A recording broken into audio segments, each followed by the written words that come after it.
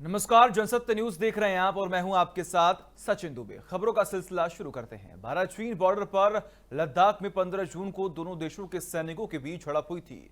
इस झड़प में भारत के 20 जवान शहीद हुए थे, लेकिन भारतीय सेना ने चीनी सैनिकों को मुंहतोड़ जवाब दिया था।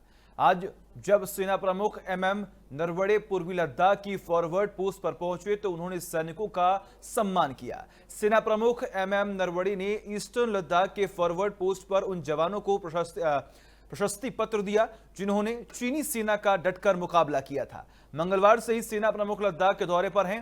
कल उन्होंने घायल जवानों से मुलाकात की थी, उनकी पीठ थपथपाई थी और उन्हें शाबाशी देते हुए कहा था कि अभी काम पूरा नहीं हुआ है। बुधवार को सेना प्रमुख ईस्टर्न लद्दाख में फॉरवर्ड पोस्ट पर पहुंचे हैं, यानी कि आज वहां पर पहुंचे हैं। ये वही इलाका है जहां पर भारत और चीन के बीच तनाव बरकरार है। सेना प्रमुख के साथ उत्तरी सेना के commander lieutenant general YK Joshi और corps commander lieutenant general Harinder Singh भी फॉरवर्ड लोकेशन पर मौजूद हैं और वहां का जायजा ले रहे हैं। तस्वीरें भी देख पा रहे हैं। वहीं कांग्रेस सांसद राहुल गांधी लगातार केंद्र सरकार पर कोरोना वायरस को लेकर लापरवाही बरतने के आरोप लगाते रहे हैं। अब उन्होंने पेट्रोल डीजल के दाम बढ़ने पर भी तंज कसा है।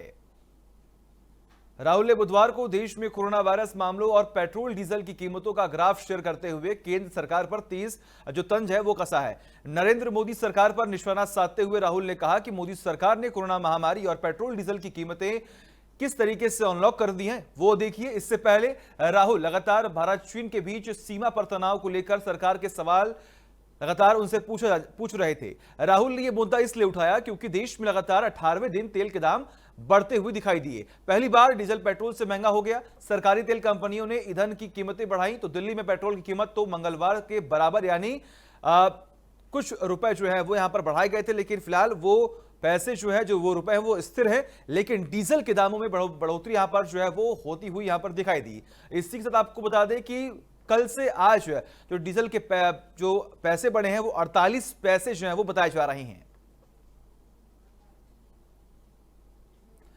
वह दिल्ली में मानसून ने दस्तक दे दी है। राजधानी के कई इलाकों में बुधवार सुबह बारिश हुई, यानी कि आज सुबह से ही लगातार चारों तरफ हल्की हल्की बारिश जो है वो यहां पर देखने को मिल रही है। मानसून की असली बारिश कल यानी गुरुवार से आ सकती है। आज की बारिश से तापमान में कई डिग्री सेल्सियस की गिरावट दर्ज की गई है। गुरुवार को दिल्ली में भारी बारिश का अनुमान लगाया जा रहा है, जिसके चलते अधिकतम पारा 35 से 37 के बीच रहेगा। मौसम विभाग के अनुसार आने वाले समय में बारिश का ऐसा दौर शुरू होने की उम्मीद है कि गर्मी से लंबे समय तक राहत मिलेगी। अगले 24 घंटे में पश्चिमी यूपी के दिल्ली की ओर और पंजाब के कुछ और हिस्सों में बारिश होगी और 48 घंटे के बाद थोड़ा मानसून वीक हो सकता है।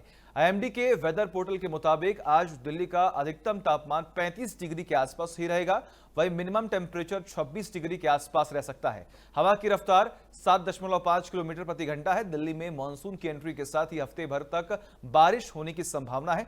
राजधानी की हवा संतोषजनक है। मौसम वैज्ञानिकों के मुताबिक दिल्ली में मानसून की जल्द आमद के पीछे एक चक्रवाती मूवमेंट है जो 19 और 20 जून को उत्तर प्रदेश में साउथ वेस्ट की ओर बढ़ा है। मौसम विभाग ने पूर्वी यूपी और पंजाब हरियाणा में भी मौसम किस तरीके से सुहाना रहने वाला है इसकी उम्मीद जताई है।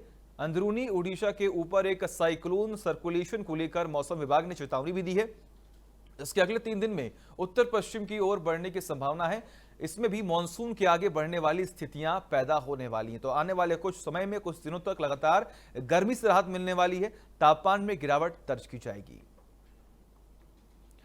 वहीं भारत और चीन के बीच सेनाओं को पीछे करने पर सहमति बनने के एक दिन बाद चीन के रक्षा मंत्रालय ने वास्तविक नियंत्रण रेखा यानी कि एलएसी पर संघर्ष के लिए भारत को पूरी तरह से जिम्मेदार ठहराया है। चीन के रक्षा मंत्रालय के प्रवक्ता वू कियान ने कहा कि हम आशा करते हैं कि सीमाई इलाकों में शांति और स्थिरता जो है वो बनी रहेगी। उन्होंने कहा कि भारत ने एक तरफा कार्रवाई की जिसकी वजह से हिंसा हुई। रक्षा मंत्रालय ने जो वहां के प्रवक्ता है कियान, उन्होंने कहा है कि भारत चीन सीमा पर हर संघर्षों की पूरी जिम्मेदारी भारतीय पक्ष की है। हम आशा करते हैं कि अब आने वाले समय में ये जो स्थिति है उस पर शांति लगातार बनी रहेगी। गलवान घाटी में हिंसा की घटना भारतीय पक्ष के एक तरफा उकसावे की कार्रवाई और दोनों पक्षों के बीच हुई आपसी सहमति के उल्लंघन की वजह से हुई है। बता दें कि लद्दाख के गलवान घाटी में 15 जून को हुई हिंसक झड़प में भारत के 20 जवान शहीद हो गए थे। वहीं भारतीय जवानों की जवाबी कार्रवाई में चीन के भी 40 जवान हताहत हो गए थे।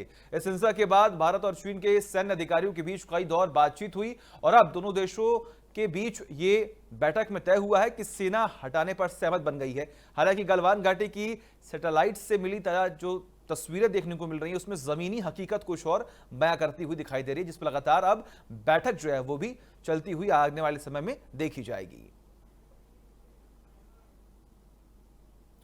और इसी के साथ फिलहाल खबरों में बस इतना ही। देखते रहिए जनसत्य न्यूज। नमस्कार।